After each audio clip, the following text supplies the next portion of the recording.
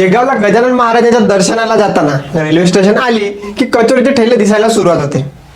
पुढे शेगावात दर्शन घेऊन बाहेर पडल्यावर मंदिराबाहेरच्या रोडला थोडं अजून पुढे गेलं तर अमरावतीमध्ये, नागपूरमध्ये देखील असेच ठेले आणि कचोरीचे हॉटेल दिसतात. त्या सगळ्या ठेल्यांवर, हॉटेलवर कचोरीच्या पुढे ठसठशीत अक्षरात लिहिलेलं असतं शेगाव कचोरी. बरं, ही कचोरी काय विदर्भातच नाही तर ठाणे, कल्याण पासून ते पुण्यातल्या DP road, Shastri road, Narayanpeth ते डेक्कन इथपर्यंत ही शेगाव कचोरी आजही फेमस आहे. थोडक्यात काय तर विदर्भापासून ते पश्चिम महाराष्ट्राला जोडणारी शेगाव कचोरी संपूर्ण महाराष्ट्रात चवीने खाल्ली जाते. पण या निमित्ताने प्रश्न पडतो की असं नेमकं काय आहे या कचोरीत की ती एवढी फेमस आहे. आणि मुख्य म्हणजे मूळचा मराठी माणसाचा नसणारा कचोरी सारखा पदार्थ जवळपास 70 वर्षानंतर देखील कसा काय टिकून आहे. मूळचा मराठी माणसाचा नसणारा पण तरीही शेगाव कचोरी या नावाने फेमस झालेला कचोरी या पदार्थाचं मूळ आहे दिल्लीत. भारत पाकिस्तान फाळणीनंतर पंजाबच्या तीर्थराम शर्मा यांनी दिल्लीत उदरनिर्वाहासाठी सुरू केलेली कचोरी बरीच फेमस होती. पुढे 1950च्या आसपास शर्मा यांना शेगाव रेल्वे स्टेशनच्या कॅन्टीनचं काम मिळालं. तिथे शर्माच्या स्टॉलवर मिळणारी तीच तर्रार कचोरी शेगाव कचोरी म्हणून ओळखली जाऊ लागली. इथल्या संत गजानन महाराजांच्या दर्शनासाठी येणारा प्रत्येक भाविक या कचोरीकडे वळू लागला. सुरुवातीला ही कचोरी फक्त 2 आण्याला मिळायची.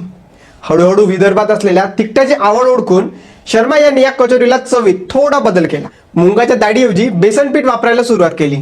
त्यानंतर विदर्भात कचोरी फेमस व्हायला जास्त वेळ लागला नाही. शेगावची कचोरी अवघ्या काही वर्षात अमरावती, नागपूरपर्यंत पोहोचली. शेगावला राज्यभरातून येणारे भाविक हे शर्मा यांच्या हक्काचे ग्राहक होते, आजही आहेत. पण हेच भाविक शर्मांची कचोरी विदर्भाच्या बाहेर नेण्यासाठी कारणीभूत ठरले. साधारण 1980च्या दशकात पुण्यात तर 2000 ते 2010च्या दशकात मुंबईत या कचोरीचे ठेले उभे राहिले. या ठेल्याचं आज हॉटेलमध्ये रूपांतर झालंय. तीर्थराम शर्मा यांच्या पुढच्या पिढीने देखील हा व्यवसाय तेवढ्याच समर्थपणे वाढवलाय. स्पर्धेत टिकण्यासाठी त्यांनी व्यवसायात काळानुरूप बदल केले, पण यात चवीत कसलीही तडजोड केली नाही. एवढंच नाही तर त्यांच्या याच चवीने ISO मानांकन देखील मिळवलंय. बाहेरच्या देशात पाठवण्यासाठी शर्मा यांनी खास फ्रोझन कचोरी बनवली, जी फ्रीजमध्ये ठेवली तरी 3 महिन्यापर्यंत टिकते. म्हणून आता ही कचोरी परदेशातही पोहोचली आहे. हे सगळं ऐकल्यानंतर आता प्रश्न पडतो तो म्हणजे शर्माच्या कचोरीचं रहस्य काय. तर या स्वादिष्ट कचोरीची सारी खासियत त्यातल्या मसाल्यात आहे. तीर्थराम शर्मा यांच्या 5 मुलांकडून 16 नातवंडांकडे मसाल्याचा तो फॉर्म्युला आलाय.